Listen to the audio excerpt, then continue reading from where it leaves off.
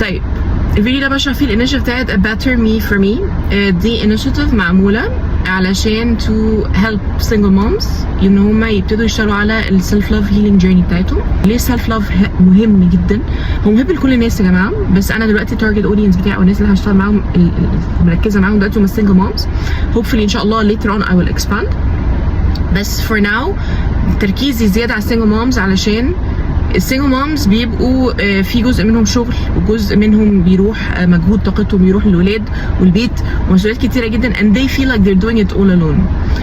الحقيقه ان هما you're not alone. انتوا yes you're doing twice the job, twice the love, twice the care، بس في نفس الوقت you're not alone لان ربنا بيعوض الدنيا بطريقه مش مفهومه.